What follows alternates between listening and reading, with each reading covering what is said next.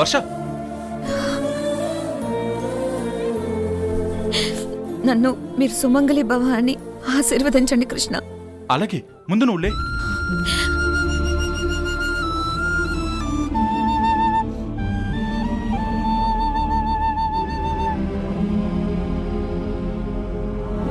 వర్ష, ఏమైంది? ఇంట్లో వాళ్ళు నేనేమైనా అన్నారా? లేదు కృష్ణ.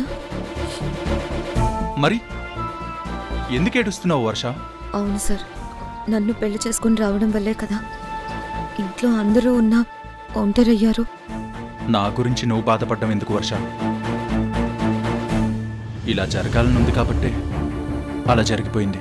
ప్రియాని పెళ్లి చేసుకుంటాను అని మీ అమ్మగారికి మాటిచ్చారు, కానీ నన్ను పెళ్లి చేసుకోవాల్సి వచ్చింది.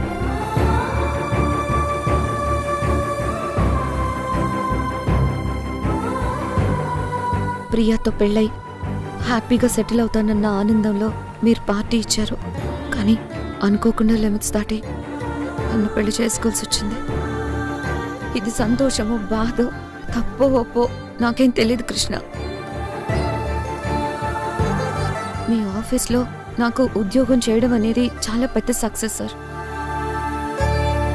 అలాంటిది లవర్గా నటించమని అడిగారు.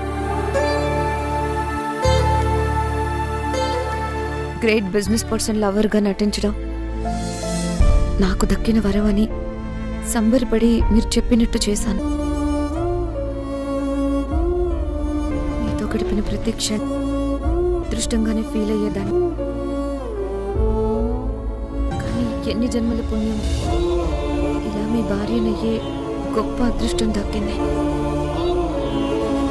లవర్గా నటించడం నుంచి మీ భార్య అయ్యే వరకు ప్రతిదీ అనుకోని అదృష్టమే కావచ్చు, కానీ మీకు మీ అమ్మగారికి మధ్య అగాధాన్ని సృష్టించానని మనసులో ఆవేదన నిప్పులా రగులుతుంది కృష్ణ. వర్ష, మన పెళ్లి గురించి అమ్మ అర్థం చేసుకునేలా నేను చూసుకుంటాను, సరేనా? అదే కృష్ణ, ఈరోజు కాకపోయినా రేపైనా నీ ఫ్యామిలీ నీకు దక్కుతుంది, కానీ నాకు నువ్వు తప్ప ఇంకెవరు లేరు కృష్ణ.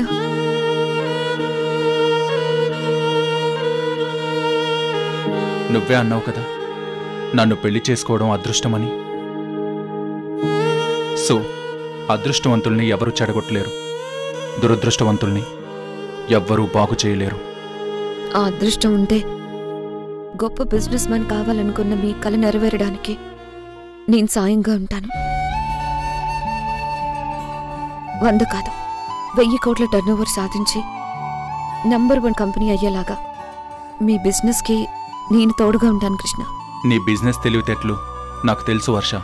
మీ అమ్మగారు మీ మీద కోపంతో దూరం అయ్యారని బాధపడకండి. మీరు సక్సెస్ అయితే వాళ్ళందరూ మీ దగ్గరకు వస్తారు. నాతో పెళ్లి యాక్సిడెంటల్గా అయినా మీ లక్ష్యం కోసమే నన్ను దేవుడు మీతో ముడివేశాడు.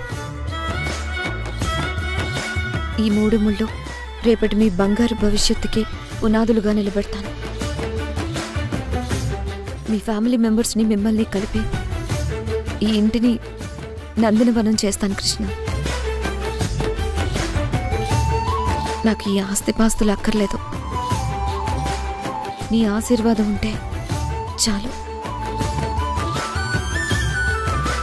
చిటికెడు పసుపు కుంకుమ నీ గుండెల్లో చెరిగిపోని స్థానం, ఇవే నాకు శ్రీరామ రక్ష.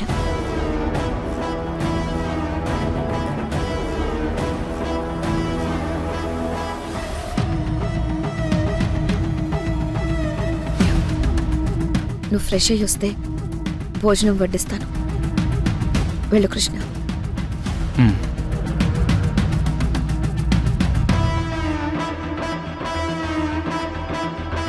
అప్పుడు లవర్ పోస్ట్లో బాగా నటించాను. Super great.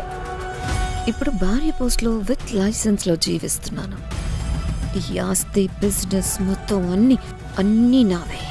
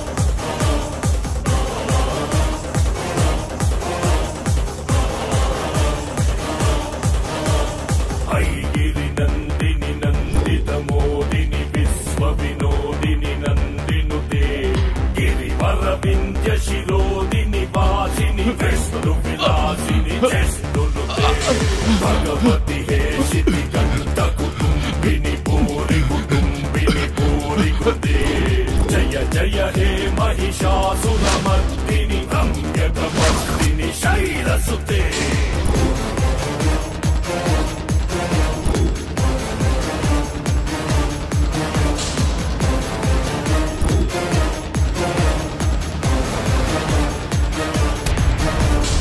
ఐ జగదంబ కదంబ పన ప్రియ వాస విలాసిని వాసరతే.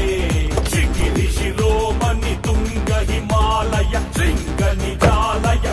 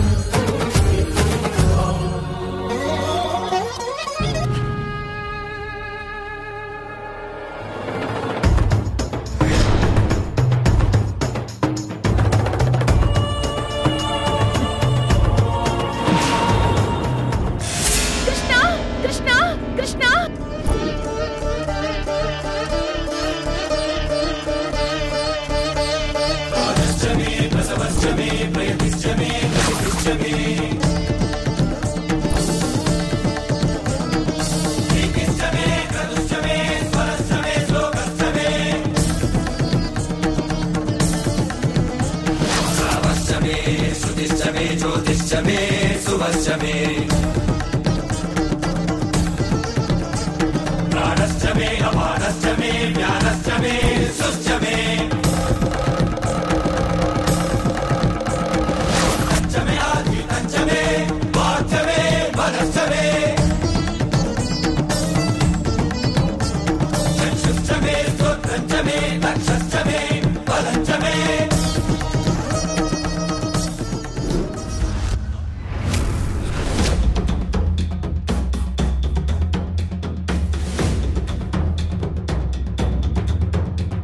ఆగరా మగడా.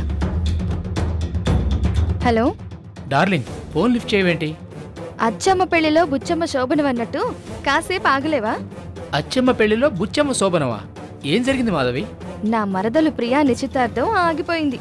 పట్టలేని ఆనందంగా ఉన్నాను. ఈ మధ్యలో నువ్వు ఫోన్ చేస్తూనే ఉన్నావు. నిశ్చితార్థం ఆగిపోతే బాధపడాలి కానీ ఆనందం ఏంటి? చెప్పాను కదా, ప్రెగ్నెన్సీ విషయంలో రెచ్చిపోయి ఎదురు మాట్లాడి నన్ను బాగా డిస్టర్బ్ చేసింది. ఇప్పుడు నిశ్చితార్థం ఆగిపోయి నా చేతికి దొరికింది. ఇప్పటి నుంచి ఒక ఆట ఆడుకుంటాను. మాధవి, నీకు నచ్చని వాళ్ళ జుట్టు దొరికితే వదిలిపెట్టావు కదా. సరే, ఫోన్ ఎందుకు చేసావో త్వరగా చెప్పు.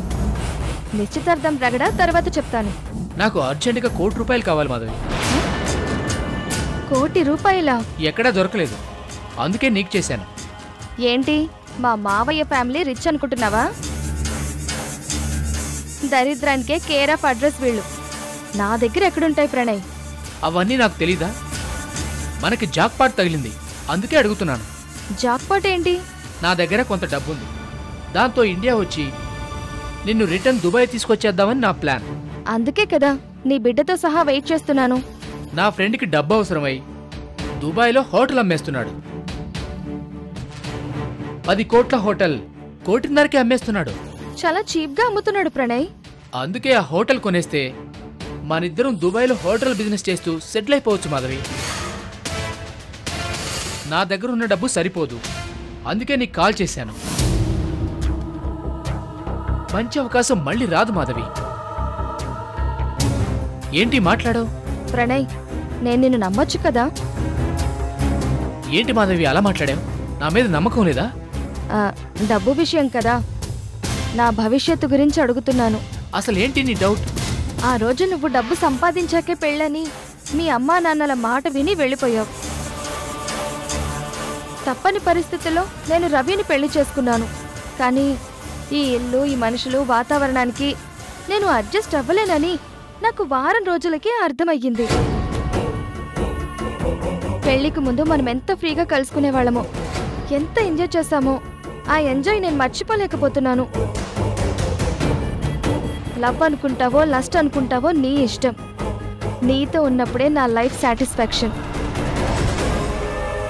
అందుకే నీకోసం గీత దాటే నిర్ణయం తీసుకున్నాను.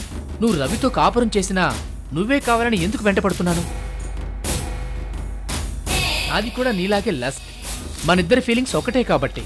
అంటే రవితో కొద్ది రోజులు కాపురం చేశానని నీ మనసులో గిల్టీ ఫీలింగా? చాచా, నాకు అలాంటి ఫీలింగ్స్ ఏమీ లేవు. ముందు నువ్వు ₹1,00,00,000 గురించి ఆలోచించు. నాకు కొంచెం టైం ఇవ్వు, నేను 100% ట్రై చేస్తాను. నాకు తెలుసు మాధవి, నాకు తెలుసు నువ్వు ఎలాగైనా రెడీ చేస్తావు.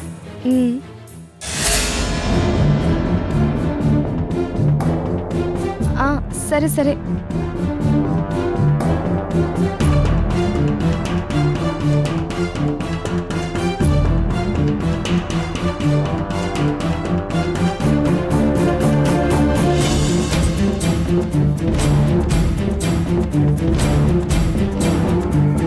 ప్రణవి కదా? ఒకసారి నేను మాట్లాడతాను. కాల్ కట్ అయింది రవి. మాధవి, పర్లేదు, మళ్ళీ కాల్ చేయి మాధవి. అంత అర్జెంట్ ఏముంది రవి, తర్వాత మాట్లాడదాం. మాధవి, ప్రణవి మన బిడ్డ కోసం ఎన్ని గిఫ్ట్స్ పంపించింది, కనీసం థ్యాంక్స్ కూడా చెప్పలేదు. ఇప్పుడే నేను ఫోన్ మాట్లాడి థ్యాంక్స్ చెప్పాలి. ఫోన్ చెయ్యి, లేకపోతే నాకు నెంబర్ ఇవ్వు, నేను కాల్ చేస్తాను. వద్దు, నేనే చేస్తా.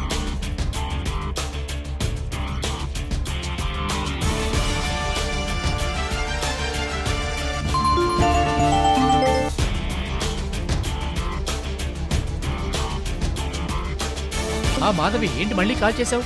₹1 దొరికాయా? ప్రణవి, మా ఆయన నీతో మాట్లాడతారండి. నువ్వు గిఫ్ట్ పంపించావు కదా, థ్యాంక్స్ చెప్తారంట.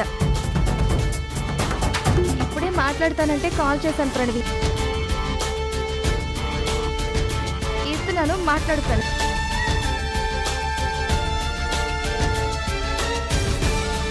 హలో, హాయ్ ప్రణవి, నా పేరు రవి. నేను మాధవి వాళ్ళ హస్బెండ్.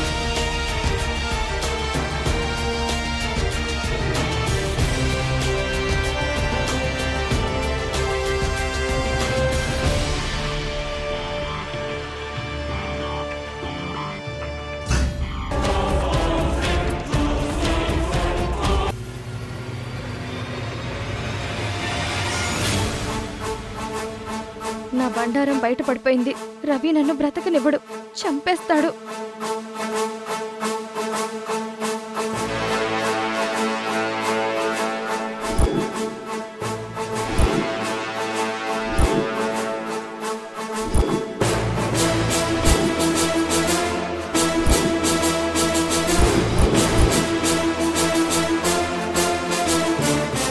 అయినా నేను అలా ఫోన్లో మాట్లాడుతుంటే రూమ్లోకి వచ్చేసావేంటి? అంటే టాబ్లెట్స్ వేసుకోవడం గుర్తొచ్చి రూమ్లోకి వచ్చానండి. ప్రణవితో మాట్లాడాను, థ్యాంక్స్ కూడా చెప్పాను. చాలా హ్యాపీగా ఫీల్ అయింది. అవునా? ఏంటలా మొహం అంతా చెమటలు పట్టాయి? ఏం లేదు, ఏం లేదు. ఫోన్లో హలో అని వాయిస్ వినగానే షాక్ అయ్యింది తెలుసా? ఎందుకు షాక్ అయ్యావు? అది నీ ఫ్రెండ్ ప్రణవి వాయిస్, నీ వాయిస్ ఒకేలా ఉన్నాయి మాధవి. అవునా? అవునవును, ఒకేలా ఉంటుంది. ఇదిగో ఫోన్. ఇంటికి టాబ్లెట్ వేసుకున్నావా? వేసుకుంటాను. సరే, నేను బయటకు వెళ్ళి వస్తాను.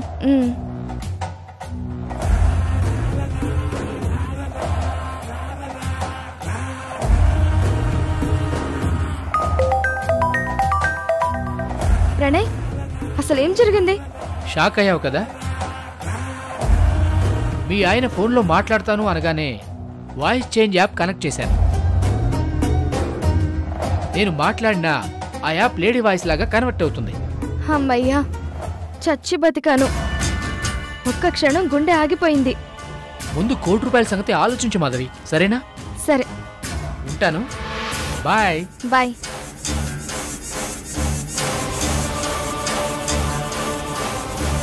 అమ్మయ్యా.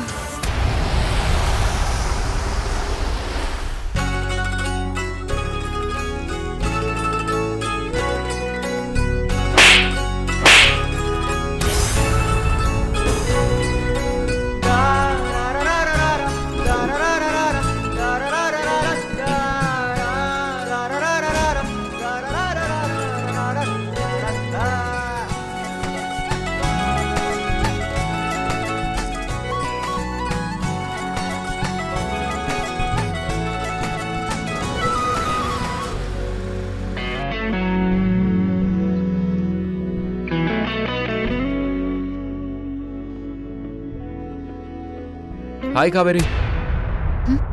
Hi super cop, how are you? Fine. నువ్వేంటి ఒంటరిగా ఇలా కూర్చున్నావు? ఏం చెప్పను, నాకు బాయ్ ఫ్రెండ్ లేడు కదా. అబద్ధం చెప్పకండి, బాయ్ ఫ్రెండ్ కోసమే వెయిట్ చేస్తున్నారు కదా? నీకోసమే. ఏమన్నారు?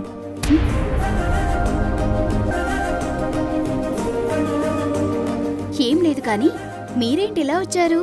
ఒక కేసు విషయంలో సీసీటీవీ ఫుటేజ్ కోసం వచ్చాను. ఎప్పుడు డ్యూటీ అయినా చిల్లవరా? డ్యూటీలోనే చిల్ అవుతాను, సపరేట్ చిల్లే ఉంటుంది. మీకు పెళ్లి కాలేదు కదా? అవ్వలేదు. మరి గర్ల్ ఫ్రెండ్ లవ్ లేరా?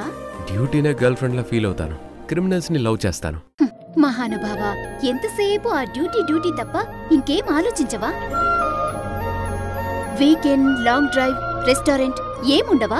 అదే విషయం నేను మిమ్మల్ని అడుగుతున్నాను, ఇంత ఒంటరిగా ఉన్నారేంటి? ఆర్ట్ సినిమాలో హీరోయిన్ లాగా ఆ సాడ్నెస్ ఏంటి? నా చైల్డ్హుడ్ అంతా ఒంటరితనమే కళ్యాణ్. చిన్నప్పుడు అమ్మ ప్రేమ ఎలా ఉంటుందో నాకు తెలీదు. అసలప్పుడు అమ్మ ఎలా ఉంటుందో కూడా తెలియదు నాకు. అదేంటి, రాణమ్మ మీ అమ్మే కదా? 20 ఏళ్ల తర్వాత ఆవిడ మా ఇంటికొచ్చింది. పైగా మా నాన్న తీసుకొచ్చి మీ అమ్మ అని పరిచయం చేశారు. మాకెలా ఉంటుందో మీరే ఊహించుకోండి.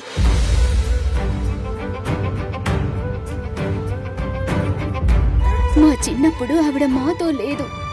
గోరుముద్దలు, జోలపాటలు ఇవేవి మాకు తెలీదు. అందరిలా మాకు అమ్మ ఎందుకు లేదో తెలీదు. మాతో ఎందుకు దూరంగా ఉందో అని ఎన్ని నిద్రలేని రాత్రులు. మాది అమ్మ లేని అనాథ శరణాలయం. నాన్న బిజినెస్ తో బిజీ. అక్కతో అంతగా బాండింగ్ లేదు. అన్నయ్య పట్టించుకోడు. ఒంటరితనంతో పెరిగాను కళ్యాణ్.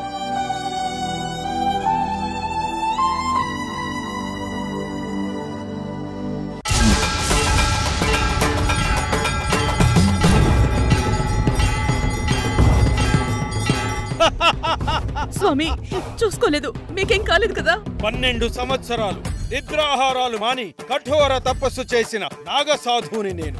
నీకేం అర్థం అవుతుంది రాణమ్మ? సర్పం, దోషం, శాపం, పాపం, సర్వనాశనం.